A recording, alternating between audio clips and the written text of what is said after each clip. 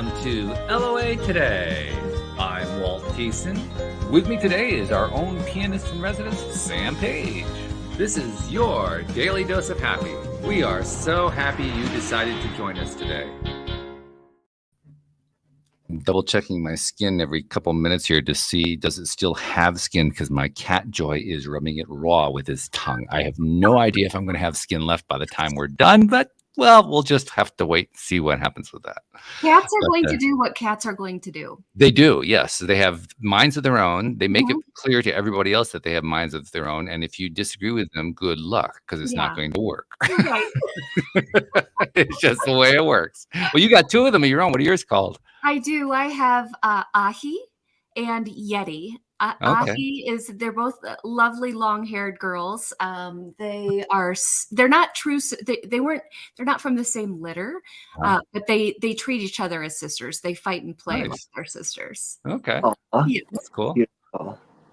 And how you doing there, Sam? We haven't really I'm doing chatted all before. right. Yeah, I couldn't hear anybody after the intro, so but good now. But yeah, no, happy to be here as always. I'm looking forward to it. One of these days we got to get a little improv from you. We haven't done that in a while.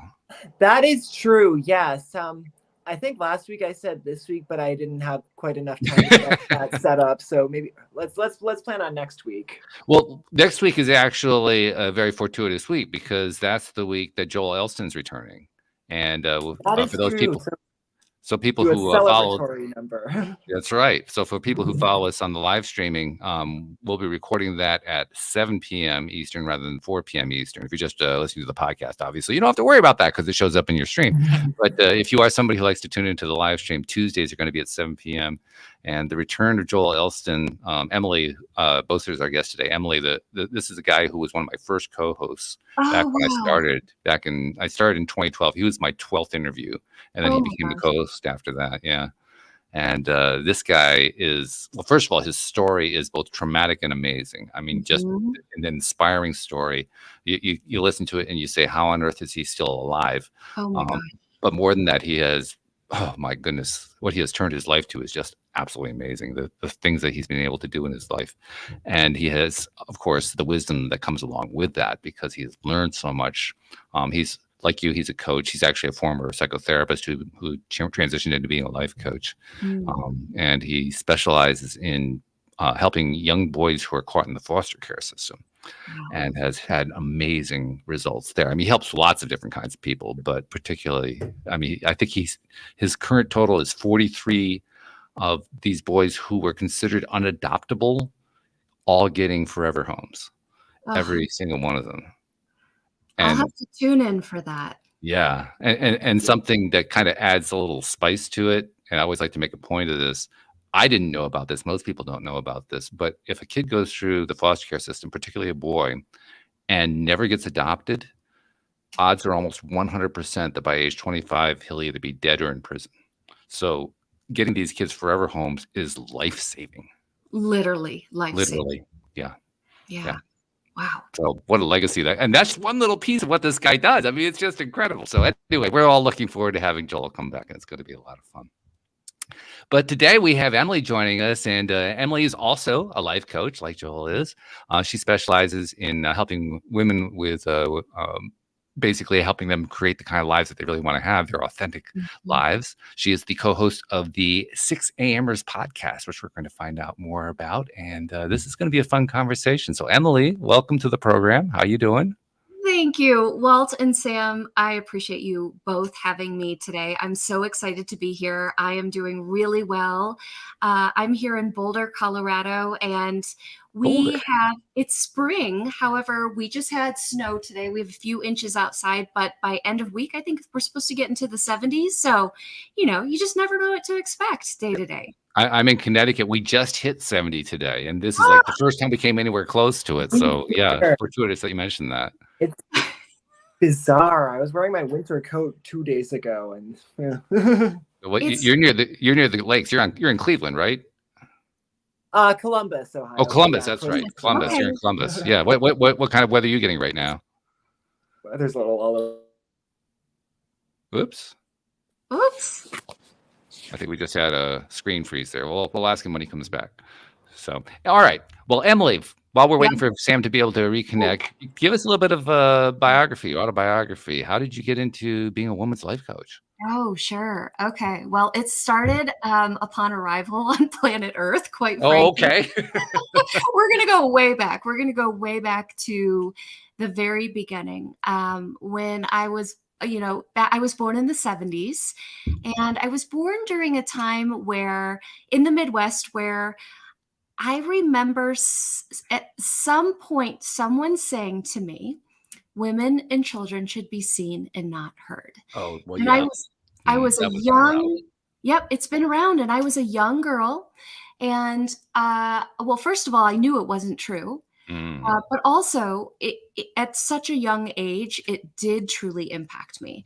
And I think I know that statement was what became a driving force for me in terms of my growth, my authenticity, and ultimately leading me into adulthood and who I became and who I'm becoming on a daily basis.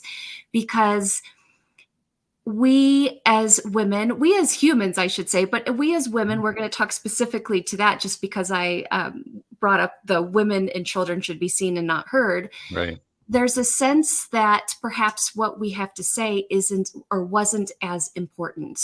And so that was something that I had to work through myself over the decades. And it's something that has allowed me, I think of it as almost as if, and I know this might sound strange, but almost as if it's a positive today, because Sure. it really did chart the course and the trajectory for what my passion and what my true path is in life. Yeah. Oh, that totally resonates as far as I'm concerned. I can't tell you. I mean, I've been doing this podcast for a little over 10 years now, Mhm. and we're over 1,900 episodes so far. So lots of interviews. The one consistent theme that plays out over and over and over again is some sort of a horrible childhood or a crash and burn or some sort of tragic thing that happened that turns into some wonderful understanding and epiphanies and so forth. And universally, everybody says, I never want to go through it again, but boy, am I glad that it happened. I agree. And one of the things I believe that I chose the parents that I was born into, the family I was born into. I believe that I chose to be alive at this particular time in space. Mhm. And the stars align and they give you what they give you for a very specific reason. And I believe that I actually asked for it in some sense, Okay. because I knew that if I did have to go through this, and if I did as a young girl actually think, is my voice not as important? I was Mm. able to really go deep into that well and find my own inner truth. And it's led me to where I am. So grateful for the journey. Yeah, I hear you. And by the way, I grew up. I was a teenager in the 70s, and Okay. I mean, that's formative. I mean, the formative years are truly 2 to 7. We all kind of know that. Yep. But the ones that we know about and think about the most are the teenage years. And the 70s wasn't all that different from this current decade. I mean, it was a traumatic decade. There was a lot of craziness going on. And as I look back on it, among other things, I remember very much like what you were talking about. Women and children should be seen, not heard. And to a large extent, you can take the scene part out for the children. They weren't even Right. supposed to be seen. You get them out of the room. So true. They weren't even allowed in the room. Right. Yeah. Yeah. We even had special tables for ourselves. For the dinner table, we would get a different table. Oh, right. Yeah. Yeah. And there was always a fun adult that would want to sit at the table with the Right. Yes. That's right. Yeah, that was the cool uncle or the cool aunt. It Yeah. always was. Yep. Yeah. For sure. For Yeah. sure.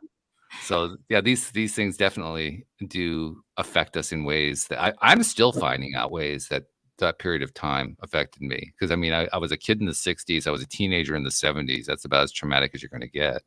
And Wow. it was when you're going through it. I mean, I can actually appreciate stories I've heard from friends of mine, people who grew up in the hood, who Mhm. grew up in really, really rough situations. And it was for them a really rough situation, but it was what they knew.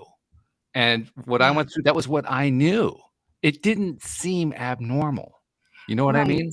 I do. I do. You don't know anything else. It's kind of like I remember when I got out of college. And I said to my parents, why did you raise me in Illinois? Sorry to anybody from the Midwest or Illinois. But I was like, there's all these amazing places we could have lived. Why did we choose this area? And when I was younger, I didn't know what I didn't know. I just knew we lived in the Midwest. But yeah, when you know what you know and you're used to that, you start to just do the thing and accept where you're at. Which is what makes it challenging, because when you're trying to figure things out later on, that's the stuff you're kind of like, you're trying to separate the wheat from the chaff. You're trying to figure out, okay, where's the reality here? Where's the stuff that was messing me up? Where's the stuff that's of value to me? Where's the stuff I can ignore? How do I divide all this stuff up? And then once I do that, what do I do with it all? Exactly. What do I do with it all? Yeah. And how do I elevate myself? And I think about that in terms of, after I got out of college, I graduated in the 90s with a degree in photography. So that was back in the day when we were darkroom. There wasn't digital yet. Right. And one of my big goals was, I want to work with a strong, powerful, and accomplished female. Because up until that point, I guess I hadn't seen it, and I wanted that for myself.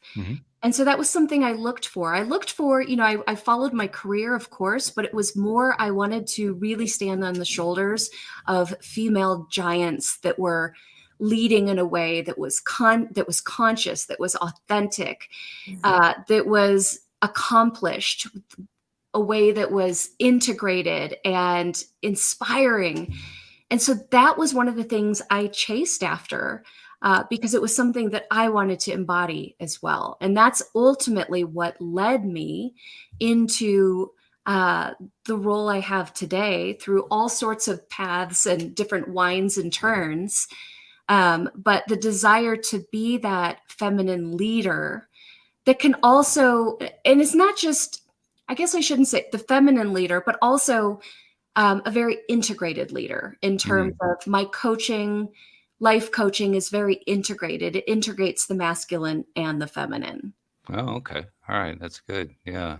Well, as you were describing too, what you were describing there, the thought that kept going through my mind was, this is what we all deal with. And when I was growing up, I recall, I mean, obviously the situation you're describing was particularly female with female, but we all have similar kinds of things. We looked, trying to find idols to look up to, people to model, and so forth.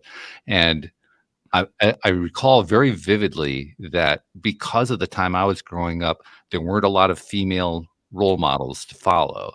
And I remember very strongly women in my life, family, friends, and so forth. It's not like it was ever a main point of conversation, but you could tell they were all looking for role models. Yes. All looking for female role models, females to look up to and feel good about, and just celebrate. And over time, over the decades, that has emerged. More and more female role models have emerged. More and more famous females have taken on that role and so forth. But it was kind of a paucity at that time. There was a lack at that point. I know. I feel the same way. I definitely feel the same way. And yet now in my life, I think of all of the incredible female leaders and male leaders, but talking specifically about females, female leaders that I'm surrounded with. It's quite extraordinary, and it's very exciting, and it gives me hope in terms of for the younger generations as well. They're much more outspoken, I think, which I love, than I ever was. And that's a beautiful thing to watch as well. I agree with that. Yeah. There are many people of my generation and kind of perhaps your generation too, that love to bash the millennials and the Gen Zs and so forth. They're to this or to that or to, they're just about this. It's just like an endless list. And I say to myself, do you remember what you were like? I know, right? Do we remember what we were like? I mean, I get the feeling that some people just kind of blank it right out. Right. Exactly. Oh my goodness. So, all right. Well, then let's get to when you're we're going to go to today, and you're working with Mhm. clients. You're helping Yeah. women are coming to you. First of all, give us an idea of are there like certain things that most of the women coming to you are looking for? They're looking, trying to accomplish, or to Mm. bring into their life, or get better at, or whatever. And how do you go about trying to help them get there? Oh, great question. One of the common themes, and for me, this comes to me, a lot of women come to me from the real estate realm because Mm, I'm a sales manager for a real estate brokerage as okay. well. Yeah. Um, and but what I think it's similar across probably different departments of careers, is that there are a lot of people out there that either, number one, they aren't sure what they want. They Mm, haven't been able to tease apart what well-meaning family members, culture, society has told them they should want and do, and they don't know what they truly want to do. Or that's number one. Or number two is they know what they want, but they just don't know how to get to where they want.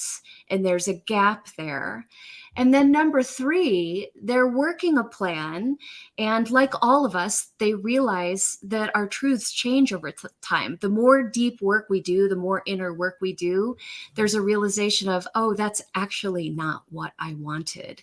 But what mm, this is doing is it's opening me up to something even bigger, which I like to call the actual real, the true reason, that true path of our life, which is mm. down there as well. So usually I would say people come to me when they're at some type of crossroads. They might not realize they're at a crossroad. Usually they do.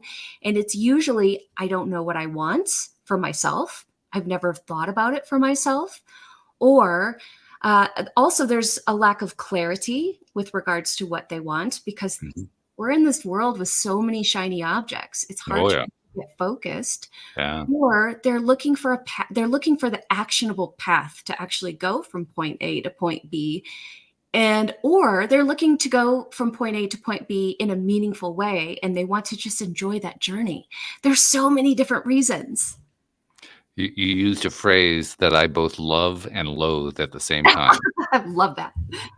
You used the phrase "should want." Uh, yes. I have to admit, that has bothered me for decades. It Should want. should Mhm. want, like, who the bleep is the person who's saying what you should want? I I mean, know. whoever they are, they should get off their pedestal. They should get off their soapbox. I mean, come on. And it's funny. I think of one, and I love my mother. And if my mother watches this, I'm sorry, mom. But one of the should wants that she would tell me was, she would say, "You would be so good at running a hotel. You should want to do that." And I was like, "I love you, mom, but that is not what I want to do." With my dad, it was, "You should be a minister." Oh, yeah. Mhm.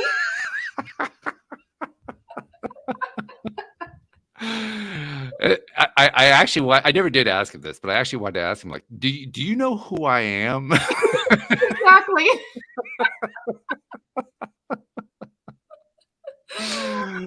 The well-meaning advice of those Mm, who love mhm. us. But Bless. then again, even that kind of experience still helps inform us. You were talking very Yes. nicely, very, very, very well there about how we have a path that we're following, and then we realize it's not the path we want to be on, and so we Mhm. change paths. One of the ways that that happens, I mean, you very eloquently also before talked about how your childhood, and I was talking about how my childhood influenced us and informed us and helped us to basically attain that level of clarity you were talking about attaining Mhm. with your clientele. That clarity comes largely and primarily from one generic thing, and that is having a whole bunch of stuff that you don't want in your life. Because Yes. until you know what that stuff is, you can't really figure out what you want instead. You And have to have the contrast. The clarity comes from that polar diversity truly, there. truly, and for a lot of people, it's easier to clarify what you don't want Yeah. than what you actually do want. Oh yeah. There, like you said, there are a lot of people who just have trouble expressing what they want. And if you get them Yeah. to express it very often, and I'm sure you see this all the time in your Mhm. practice, even if you do get them to express it, they express it in terms of what they don't want. Right. Or they express it in terms of, well, I can't have that. There's a Yeah. limiter there. There's a Yeah. limiting belief that, well, I might want this, but I can't actually have this for Right. whatever reason that is. Yeah. So yes, it's interesting how hard it can be for us to actually express what we truly want in the positive format and allow it to actually exist and become something. It's either we say, well, I don't want this, so we're going into the negative, or we're saying, well, I might want this, but I could never have it. So And we're yet in the that middle. thing is, and yet that thing is pointing is that the thing that we don't want, we really know, like you said, we're very clear about what it is we don't want. And that thing that we don't want, it really does point us in the right direction. We just have trouble verbalizing it. We have trouble expressing Truly. it. Truly. It's almost as if it's like your map. You're pulling out your map and you saying, I don't want to go here. Hmm. Is you verbalizing, well, then, okay, let's look over here then. Hmm. Hmm. So it's a Yeah, beautiful tool. it is. It's wonderful. But the challenge is learning how to use it like any tool. Right. Use it for good. Use it for good. Yes. You know? And I think one of the most important aspects of law of attraction is to truly figure out and know what it is that you truly want, like to gain some clarity around that, but also to be open to the truth that our truth changes as Yeah. well. I think about that in terms of the different layers of life that we go through. When I was 10 years old, the truth of what I wanted looks very different than the truth of what I want now, Mhm. and to be okay with that. But I think it's so important to actually clarify and understand what it is you want. And something that I think is an impactful lesson and practice is to actually speak it out loud. Mm. A lot of us don't allow ourselves our wants and our desires to actually express out our mouth, but to actually voice it into the world and voice it into being. It's almost like we don't dare do it. Right, because what would happen if we actually Mm. did voice it? Oh, Well, no, God, well, we can't go there. Sorry. no, we can't go there. Exactly. And once you voice it, it's no longer just a thought anymore. So it's like kind of taking it past that step. Yes, and it's one of those most simple steps that I have my coaching clients do is when they say, "Oh, I'm thinking about this and I'd love this." And I say to them, "Have you ever spoken that out loud? Have you ever owned that? Allowed it to flow out of your mouth the way you did with me, but in a way that you're truly owning it?" And a lot of people you'll find say, "I've never done that. I don't know if I'm ready to do that." And a lot of people love the practice. They love the practice, except when they're actually having to practice it. Yes. Yes. Like I can practice it behind closed doors. That's okay. Behind Yeah. closed doors, but the Yeah. minute it becomes real or difficult Mm. or complicated, or that's why I'm so what another tool I like to use with the clients is premortems and postmortems. Ooh. So to talk about, like, let's think about how this could work out. Like, let's look at your idea and let's play it out. Let's do a premortem. Let's talk about, it could either go this, it could go this way, it could go this way, it could go this way, and it also could go way that we have no idea how it could go. But at least we can lay it out and actually look at the variables. Mhm. It's a really I think it's a really good practice. And then also postmortems, doing the same thing after something, maybe you go through a difficult situation, deciding to look back on it and go, okay, what can I own here? Hopefully a lot of it. Hopefully we can take almost complete ownership of the situation Mm. and go, what can I own here? What can I change? And how can I use this as food for thought, as fertilizer for growth into my next level of growth? And think of it all as that fertile soil. So, Sam, I'm going to put you on the spot here. Can you think of anything that, if you're willing to share? I mean, I don't want to push you on this, but can you think of anything where you found yourself in that place where you really didn't want to take that step? Can you think of a situation like that? Oh, absolutely. Like, okay, the first thing that comes to mind is my music. And like how maybe just for years I was wanting to like create music and put it out there, but I was just like afraid to do so. And like a few years ago, I was like trying to write songs like with like actual lyrics and stuff where I'd be singing and accompanying myself on the piano, and I just couldn't come up. Um, I kept well, and as my like mindsets shifted over the next few years, the songs that I had written in 2019 weren't resonating with me anymore. So then I kind Mhm. of keep up with that, and then eventually I just kind of kept second guessing myself. Eventually, what I knew was that I wanted to put music out there, and meanwhile, I'm like posting videos of myself playing piano and putting them on my social media like once or twice a week. And so then I was like, all of a sudden I got that clarity. It's like, okay, well, why don't I just create a little piano album? And that's exactly what I did. But that happened at the age of 35, and I've been kind of thinking about or wanting to put music out there for many years before that. So And the part he's not saying, Emily, is that he is an amazing improvisational pianist. Oh, wow. His entire album was improvised. Oh my gosh. I mean, that is he so lowballs it. I mean, he undersells it completely. Sam, you know, Sam, the first thing that comes to my mind is there's divine timing. There's part of it that I think you were waiting for the right moment to express yourself in the way that felt right and at the right moment.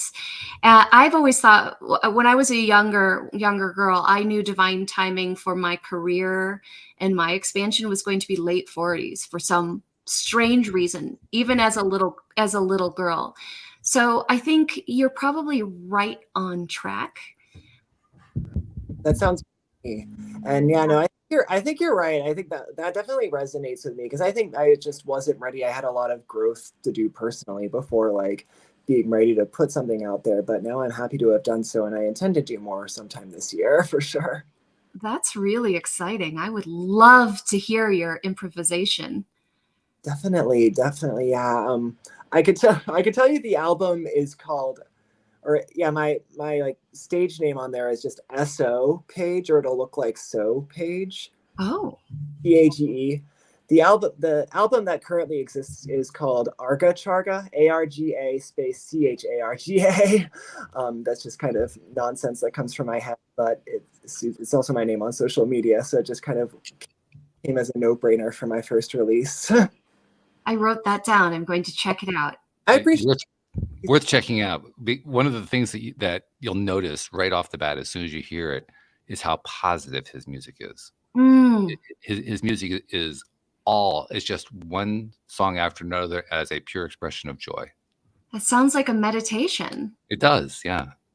I think it could be honestly, and yeah, I kind of determined in the last couple of years, and I've said this on the program a few times. So for regular listeners, sorry if I'm repeating myself, but I do kind of consider it my personal like form of channeling in a way. Yes, truly, truly. I love that. And actually, yeah, talking encouraging me to do it more because I've been kind of haven't done it as much these last couple of weeks, so this is good. And he has played here on the show a couple times. He improvised something for a couple minutes, and both times that he plays, anytime that he plays, you can see it because he videotaped himself as he's playing. You can see it in his Mhm. face. Just you know how certain pianists, famous pianists, Yes. you can see from their body language. You know, Ray Charles comes to my mind because he's going back and forth like that. But any pianist, they express themselves not just through the music, but how their bodies are moving. And Sam does exactly the same thing. You can just see it pouring out of him. It's really something. I just have to say, I love listening to Walt express what Sam does. That's a wonderful exchange. I think it's super important in our world to really lift other people up, especially with regards to the things that their gifts. And while you're showing that beautifully with Sam, Sam has a beautiful gift and you're sharing it for him and allowing him to share it. I think we all need to do that for one another more often. Well, I think it's good for us and it's good for everybody else when we do that. It's both. Truly. It's both. Absolutely. No, I appreciate that very much. Also, how like this upliftingness very much, but also kind of going back to what you were saying earlier, Emily, talking about women. I think that's something that has come to the limelight more in more recent years is just seeing more of women lifting each other up and Yes. supporting each other. And I think that's really cool. It's really beautiful, and I'll share a little bit with you all. So last year, so this was end of December, this would have been 2021, December 31st, I believe it was. Here in Boulder County, we had what was called the Marshall Fires. And we had it's over 1,100 homes that burnt down. Yeah. In December. Mm. We didn't even know that was possible. Yeah. And my husband and I lost 2 properties in the fire. Wow. And during that time, my mantra was, when one door closes, another door opens. When one door closes, another door opens. And this incredible woman came into my life, actually through the podcast, the 6 a.m.ers that I co-host. We interviewed Melanie Klein, and I immediately knew I wanted her to coach me. We coached together for a quarter, and then she said to me, we need to work together. We need to create together. So what has happened is the 2 of us have come together as strong females who are coaches and have our unique walks of life. And we've created a coaching cohort, and we mastermind together. We collaborate together. And the ideas that come out of our masterminds are bigger than the 2 of us. Nice. And there's space for that. And it is so special. So I will say to anyone on this call, male or female, being able to collaborate with others and lift others up and see their gifts and see your gifts and combine them in a way is going to create and fuse and make something so incredible that wouldn't be possible just on your own. So stay open. It's astonishing too when it happens. It is. When you experience it, right? When you're doing something with somebody else, and it doesn't matter what the topic is, doesn't matter what the effort is, you're working in some way together, and then all of a sudden something emerges, and you both look at it and you say, wow. Exactly. You're like, I don't even know where that came from. That was a form of channeling. That was a form of downloading for sure. And it's really special. And never in my wildest dreams, if you would have asked me this before the fires, I wouldn't have expected that to happen. So, yeah. Well, that was very cool, actually, that you were able to maintain your presence of mind enough to say, in the face of you were losing 2 properties. I mean, that's not a small deal. That's a really big deal. You had money in that, you had time in it. It was an investment, and I'm sure there was insurance, but even so, I mean, this is a traumatic thing going on. And that's the time when we have the most difficulty, the most challenge focusing. Truly. So kudos to you for that. Well, interestingly enough, age 19, my family's home burnt down. So I had already gone through it. And when I was 19, this was back in the 90s, we didn't do therapy back then. Like, that just wasn't a thing. And so there was a lot of covering and denial, and I would say definitely some OCD tendencies that came out of that for me, in terms of double checking ovens, making sure everything was turned off, not to cause another fire. And so this time around, 20 plus years later, during the fires, it was still incredibly painful. But I also knew, number one, that I needed to process this. I couldn't hold this within. And because holding it within caused a lot more damage. And I also had the wisdom to know that I would get past this, and that I could also help others because I knew what they were going through. So I had to look at it as, when one door closes, another door opens. When you are working with a client, with a customer who is struggling with whatever she's struggling with, and obviously it can be very different from one person to the next, but just kind of in a generic sense, when you're working with somebody like that and they're feeling themselves up against it, just as you were up against it that way, and they're feeling this I think is the kind of thing where we get stuck the most. We talk about being stuck or unstuck, and this is where it happens most often, because we're coming face to face with whatever our particular challenge is in our personhood, in our life. And that's the tough time. So you're kind of, you got a client in front of you. You're working with her. She's up against that. How do you get her to take that next step or to get past it? Yeah. Well, first of all, when I'm with whoever I am that I'm coaching in the moment, I'm completely present with them. Mm. I think that is one of the most important gifts we can offer humanity, is to put the phone down, put all of our distractions down, and actually be present with the human being in front of us so that they can feel seen and heard as they deserve to. I also recognize that each and every one of us has our unique blueprint. We are all so uniquely different, and yet we are all also so much the same. So for me, one of the things that I do on the 6 a.m.ers podcast, I also lead a meditation at the beginning of each podcast. So I will go into a quick meditation with that person who's feeling up against the wall, so that whoever that is can get present again. Because usually in those moments, we're not present. It's either fight or flight. And there's a level of not being present. I will also clarify, if I think that that person needs therapy, opposed to coaching, I will direct them in that way. Mm-hmm. But if I can help them action forward, what usually we start with is feeling ourselves forward. Mm-hmm. So many of us feel as though, well, I have to get this before I can feel this. I have to be whatever it is. I have to have this set amount of money in the bank before I can feel this. I have to be this weight. I have to have this person.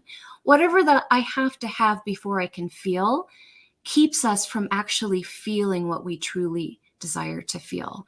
So we go into feeling, and I ask that person, what is it that you actually want to feel?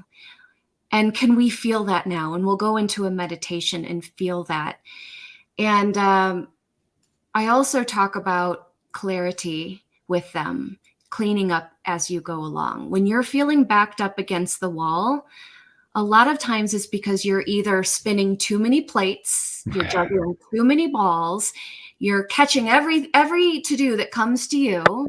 There's a reason for that. And there's a need in that moment. There's a need for, and I usually share with whoever I'm working with, to put down all of the things you're juggling. And you know what? When that person across from you throws you that ball and says, here, this is your next to do, you say, no, that's not mine. That's not mine. There's too much. So there's almost a sense of undoing, deconditioning in that moment, letting go, simplifying, cleaning out, clarifying, so that you actually do have space to step away from the metaphorical wall and see that maybe that wall looks a lot different. Maybe if you actually turn around and look at the wall, it's actually a beautiful door that's beckoning you to walk through it. I like that. I love that a lot, actually. And I love the fact that we're focusing on feelings because, especially in law of attraction circles, we're very focused on thoughts. Thoughts become things, which is true. Thoughts do become things. Yeah. But we often forget that the power that gets them there is the feeling. Yes. If you don't have the feeling part, you can think it, devoid of feeling all you want, but it's going to take a while. You're going to be sitting there waiting for that thing to show up. That's right. You can feel yourself forward. And there are people that will say, I can't feel myself forward right now. I was one of them for years. Yeah. And there's baby steps. You don't have to do it. You can do this incrementally. You can achieve this in a guided meditation where you actually can feel these things. There are ways to get there. There are ways to get there. And one of the things that I wish had been said to me when I was first considering taking steps to get there. Yes. It's actually fun. Oh, yes. That. Yes. Nobody ever said that to me. I wish they had, because I was afraid of it. Oh my gosh, right. What you just said, I think, is key. I think a lot of us, including myself a lot of the times, we forget about along the journey of life, to have fun and to be in joy.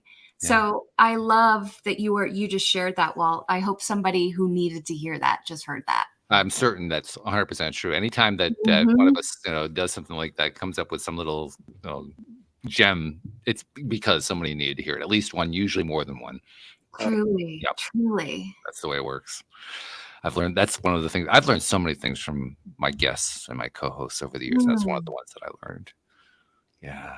So true. I love, I've mentioned this many, many times, but I'll probably keep mentioning it as long as I do the podcast. I love the perspectives that I get and Oh that my my God. listeners get just by doing the show, just by talking to people like you and to Sam and others who have been on the show. And I mean, every single time that perspective is always a new perspective. It's a little bit different way of looking at things. Sometimes it's a very different way of looking at things. Right? Sometimes it's a challenging way to look at things. I often learn the most from the ones that I disagree with the most. Isn't that the truth? Yeah. Yeah. But even the ones that I agree with, I love those too. I learn so much from those. Some of them become co-hosts. I mean, that's the way it often works out, you know? So, I mean, all of those perspectives, every single one of them, I feel like I'm kind of absorbing it into my personhood. And so I have a whole collection of them that just keeps growing and growing over time. And that collection gives me perspective that I didn't have 10 years ago, let alone 20 years ago. Oh, that's so beautiful. And I think when we have those different perspectives, we can actually step into people's shoes, right? And see through their eyes and have a little bit more empathy for perhaps what they're going through, or be able to help them shift perspective if they need to as well. I think it's also another piece that we kind of forget about. I love what you just said because I think it's 100% true. But we also tend to forget the more perspective that we have, particularly perspectives that are challenging to us, the less charged we are about stuff we don't like. That's right. That's right. And then we can show up and actually hear what people have to say instead of just shutting down or shutting them down. And also, the more that we are able to discharge that stuff that we don't like, amazingly, that's where we become unstuck from being stuck. Truly, it's where we get to clean up as we go along. We get to actually continue to clean up and not have any residue with angst or whatever it is that resides in us. So it's a beautiful practice. Yeah. Sam and I both went through a program that's run by a friend of ours, David Strickle, called the TIA practice. TIA stands for Trust Your Abundance.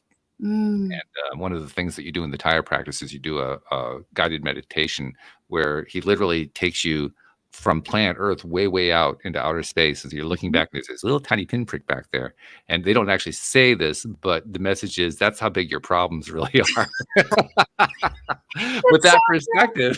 From that perspective, I think this, I try to keep this in perspective.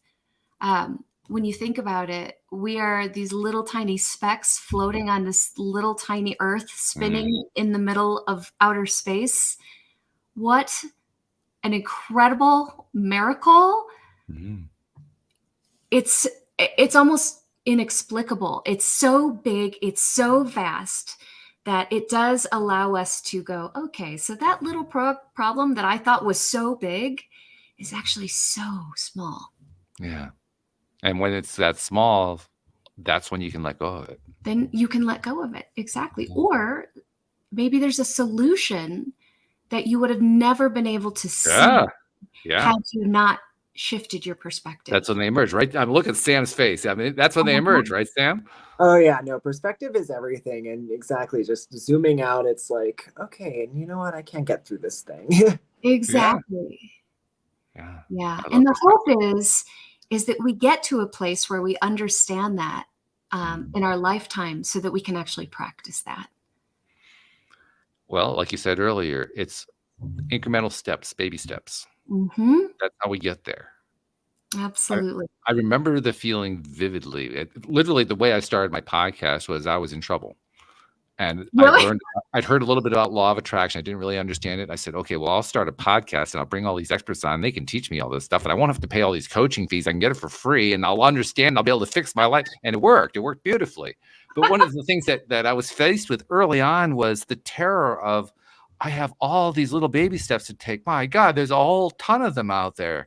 This is going to take forever. That was a real fear. I really did fear like this is going to take forever. It actually didn't take forever. It took actually a relatively finite period of time, a limited one at that. But when you're first taking those steps, it's intimidating. Truly. It truly is. And it's overwhelming. It's because you just don't know what you don't know, but that's part of the journey. And in hindsight, man, oh man, if we only understood hindsight in the moment. But Go when go go off on hindsight for a minute, because I think you're pointing at something really important here. Well, I think about it. I actually wrote a blog about how can I swear on this podcast or will I get in trouble? Fortunately, the FCC doesn't care, so go for it. How fucking incredible hindsight is if you actually study it past the point. And I use it. The blog that I wrote about was actually about my situation when my 2 properties burnt down last year. And I wrote the blog a year later.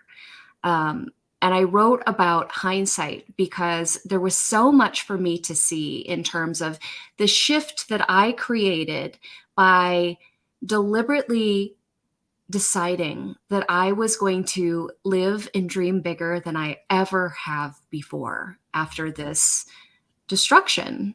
Literally, Phoenix rising from the ashes like I've never done before. And in that hindsight, when I looked back at all I had accomplished and how clear I had gotten in the previous year, and I read all of that and I studied what had happened, it really truly came down to one of the big lessons in hindsight was trusting in myself and having deeper faith than ever before, because why the heck not at this point? And it really shifted some paradigms for me to move into next level. So I suggest to everyone out there, if there's ever been some big shifts in your world, write about them and look at them from hindsight. It's almost like doing a postmortem. It truly is. And look at the golden nuggets that reside. Don't just continue going and not look back and not review what had actually happened. Hindsight is a beautiful, beautiful gift for us if we choose to listen to the lessons in it. That's beautiful. I love that. And you also pointed to something else in there too that I want to kind of pull out for a second, which is hindsight allows us to dream bigger. We often, I don't know about you, many, many times I've felt the limitations on how far I dare to dream. Yes. So to know that there's a tool that helps me to break past it, that's big. It is. It's really big. And if you can actually, the nice thing about hindsight is you actually have the data. If you write it out and review it, you can actually see the data and how it worked for you. I said all year long, I said, every time I would think about what I wanted, I'd say, okay, Emily, can you dream bigger? Can you dream bigger? Dream bigger. That was my cue to myself. And when I reviewed the year in review and I was able to pull out when I had asked to dream bigger, I was able to see that it actually created such intense momentum, a year that defied gravity for me, pretty much. Cool. We love any kind of story like that, because that's basically you talking about how you found another personal superpower. You better believe it. Yeah. Yep. That's exciting whenever that happens. It is. And the interesting thing, and I'm sure, Walt, you being around the sun multiple times know this as well, the wisdom of age tells us that the difficult situations can be used to create something incredibly important if we so choose to go that route. Even more so than having a lot of good things handed to you. Sometimes something so hard in your life can put you and chart your course in a way that's so magnificent. If you choose, though, you have to choose to take that path. We haven't hit on that topic in a while, but I'm glad you brought up the topic of choice. Yeah. Very often we humans, we limit our choices without realizing that we're limiting our choices. Yeah, we do. I think about that, and I can use the fire as perspective. When I was 19 and my family's home burnt down, I didn't know I had a choice to heal. I didn't know. Um, Nobody told me, and I was 19, so I was an adult technically, so I could have perhaps figured it out, but I didn't know. This time around with the fires, I knew I had a choice. And it's a beautiful thing when you speak into and understand your own agency. It can also piss you off too. Yes. Yes. Are you a fan of the Ted Lasso TV series? I've only watched a few of the episodes, and I haven't been able to get into it. I know I'm probably going to be kicked off your show for saying No, that. that's all right. No. I haven't seen it. I like to bring it up a lot just because it's one of the few series I actually enjoy watching. That's why I mention it. And they have a number of really, really good lines that have come out of it. One of it comes from the mouth of the woman who is the therapist in the show. There's a therapist who coaches their soccer team. And the quote that she utters, and she utters it multiple times, is, "The truth will set you free, but first it will piss you off." And it's so true. It is so true. It's like stepping on the metaphorical scale of life. Yes. You might not want to see your weight. You might not want to open up your credit cards and see your debt, but the truth will set you free. But ultimately, it'll probably first piss you off. It's going to piss you off royally. It's a great reminder because the pissed off part doesn't last forever. So if you're kind of ready for it, you can handle it. That's good. That's really good. Oh, I love it. One of my other favorite lines from that show, and it kind of ties into what we've been talking about here, is, oh, sure, it's going to just leave my mind. No, I'm going to bring it back. It's coming back. We got a few minutes. It comes from what many people, including myself, think is the best scene in the entire series. It's from season 1, episode 8.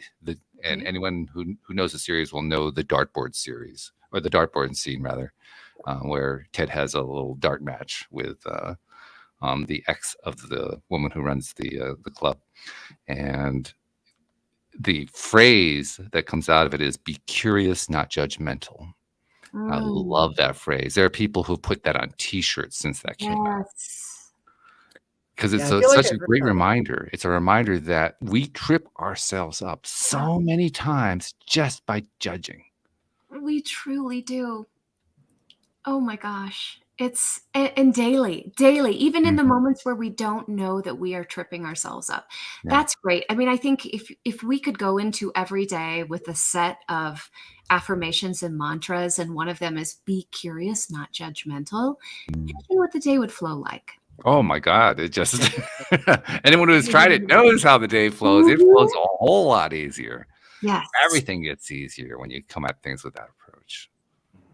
I mean, I've had guests on the show ask me after the show, how do you get so good at asking questions? Because you're really good at asking questions. And I said, it's really simple. I'm curious. You're curious. There you go. That's the whole thing. That's right. That's right. That's the key, Walt. It is. Yeah. Uh-huh. It's the easiest thing in the world. All you have to do is be curious. If you're not really curious about your guest or your co-host, it's going to be a bad show. I don't care. It just is. That's fair. Yeah. If you're not curious and if you're not a good listener, you're just going to have a bad show. It's going to be awful. Yeah. So be curious, and being curious is fun. That's where you get all those perspectives we were talking about. Truly. We're kind of running out of time. I want to make sure I get a couple things in here. First of all, you have a special deal that you do. I don't know if you call it a course or what you call it, but Success 2.0 was the name that I wrote down. Yes. I guess the subtitle is How to Go from Ordinary to Extraordinary. But what is that all about? Tell us what that is. Yes. So it's a 90-day intensive. Okay. And it's 11 sessions. It comes with daily drops of inspiration and also meditations. And it's my dear cohort leader, Melanie Klein, and I lead this. So we co-coach. It's a group coaching session. It's 11 sessions, like I said, and it's all about going from, number one, shifting your metric of success, like really considering what it is that you truly want and desire, owning that, and including success in your personal and professional life so that it all intertwines. So what we do in this 11-week session is we we clarify. There's great teachings. The lovely thing about this intensive is that it's live teaching. So we have our subjects for each week, but we also cater it to the group and the group's needs as well. So we let it be this living teaching as well. So we start our next cohort, our next intensive in May 17th. Okay. And we're really excited about it. All right. So if somebody is interested in learning more about that, or maybe even signing up for that intensive, how do they find it? Well, so what I can do is I'll share the link to the landing page so they can learn more about it. Or, of course, you can go to my website, which is embodied-living.com. That's embodied-living.com. And you will see that there's different types of coaching in there, and one of them is group coaching, and that's where you would go for that. Okay. So that's also then the best way for somebody to reach out directly to you if they're interested in private coaching as well. Absolutely. Okay, good. All right. Well, this has been fun. This has been a lot of fun. So fun. Sam, I got to ask you because, well, first of all, I got to compliment you because I've been kind of pushing Sam. I don't want to say coaching him, but I've been pushing him to become more and more involved, and he's doing it. He's becoming more and more involved in these conversations. So I love that part. Well done, guy. But I want you to I want you to kind of do a little summary for us in the sense of when you think about what we've been talking about today, and you've been hearing the wonderful ideas that Emily's been sharing with us, what stands out to you? What jumps out to you as like the number one thing that just grabs your attention and says, wow, that really did it for me? I think one thing actually that resonated that Emily brought up a few times was the mantra, like when one door closes, another opens. Because I've been thinking recently just about how when you kind of let go of what isn't serving you, it leaves more room for like just love and trust and curiosity for whatever's next and appreciation. And so I feel like it's kind of a similar thing, and just allowing that clarity and also like figuring out what you want by figuring out what you don't want. It can kind of start there, and then as the waters are kind of muddied, as you kind of sort through more of that, more it becomes more clear. Well said, Sam. And Walt, I love that you're bringing Sam into the conversation. You two are so lovely. This has been so fun for me. I'm so glad. This has been delightful. Well, we're going to take it one last step further before we finish up for the day, because Emily, you, like so many people who come onto the show, you're a giver and you continuously give. I mean, you have your practice, of course, but you do these podcasts and you write articles and so forth. You're constantly giving to people. And one of the things that I noticed within the past year that I'm trying to kind of do something about is givers rarely find out about the people who they help without knowing that they helped them. So there are lots of people who you've never met, you'll never see, who saw you say something, or they saw something you read or something like that, and they got some benefit out of it, and it helped them in a way you didn't know about. Sometimes you find out, but very often you don't. So I like to make it a practice to say, on behalf of those you've never met and you've never seen, thank you for what you do and what you're continuing to do, because you're making a difference in this world. I felt that. Thank you. Getting a little teary-eyed, in fact. Thank you. Beautiful. I love it. And thank you, Sam. Yeah, thank you. This has been a joy. Keep jumping in like that. I'm loving that. I think I can do that. Well, especially with Joel, it's going to be tough. I mean, because literally, all I have to do is ask Joel one question, and 20 minutes later, I get to say something. Yes. You know what? I accept the challenge. I think it's going to be fun. So you're going to be extra challenged, Sam. You really have to make an effort to jump right in there, okay? I can do it. There you go. I love it. All right. Thank you guys so much. Thank you to our podcast listeners everywhere. We'll see you all next time here on LOA Today. Goodbye, everybody.